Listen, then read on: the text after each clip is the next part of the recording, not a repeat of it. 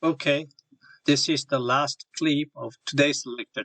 Today's lecture it's a little bit longer than the other one because this is very important. I want to finish everything about response spectra within this clip. Okay, please bear with me. All right, this is a real earthquake occurs here in recorded in USGS station. I think I told you what USGS means, right?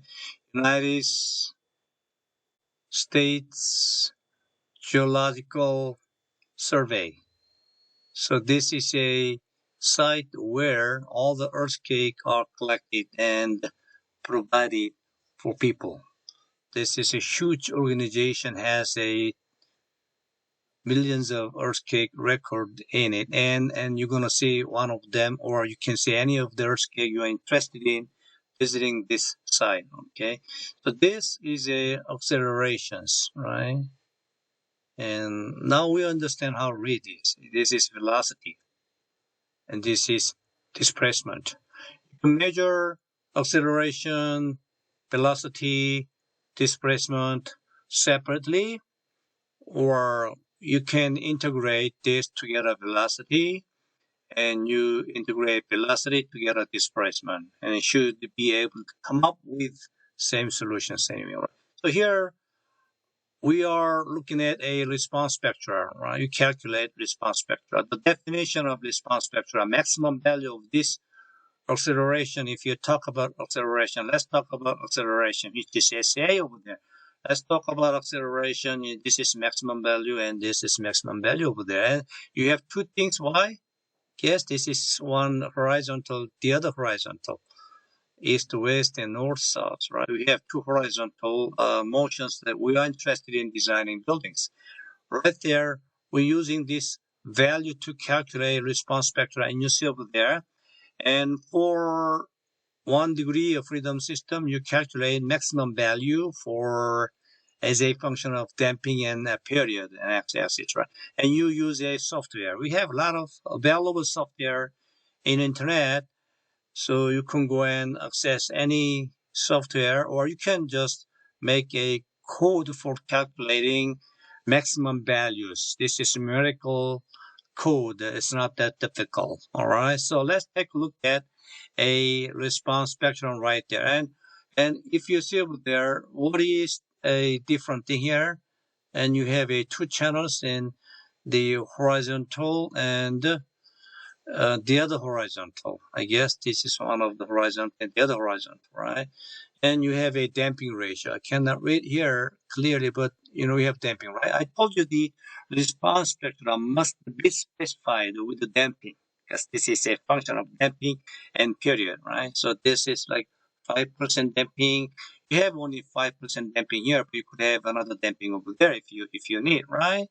And you have a two horizontal response spectra with the 5% dampings and with the period in x-axis, right?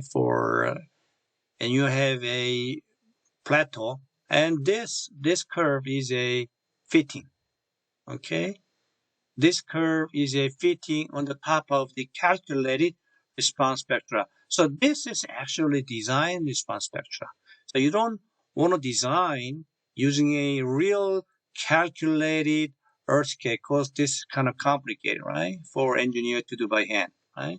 So this is a designer's cake. So designer's cake is plotted on the top of the calculated response spectra, as you see over there, right? So this is design response spectra, and you have a plateau right there at around 0.4 second, right? Okay, and you go down as your period lengthened.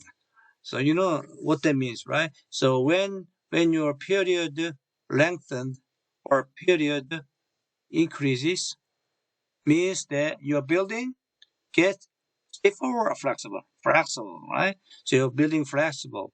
When you're building flexible, then you don't feel much vibration as before when you're building or stiff right here, right? So that you start decreasing your accelerations As your building period increases, which means that your building gets flexible, right? So this is a design response spectra. So, you really don't have to worry about actually calculating the shape of response spectra by using a software or whatever. All the response spectra is calculated by somebody else like USGS, and they calculate it. Also, they plot a response design response spectra stored in here, right? So that you don't have to absolutely, you don't have to calculate any of them. You just go and visit this site to pick up any design response spectra that you want to design against. Okay. For example, you want to design a building at some specific locations, and where is it? Somewhere here. I don't know where. Okay, this is Fredericksburg Observatory, right? So I don't know where it is, but you can find the location you want to design your building in, right? And get design response spectra, and you put this in Midas in software, right?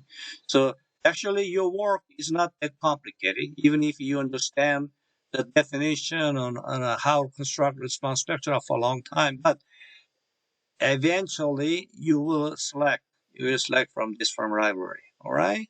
So when you do your projects, don't worry about calculating all the response spectra based on software using the definition of response spectra. You get this curve, design response spectra from USGS or other library. All right.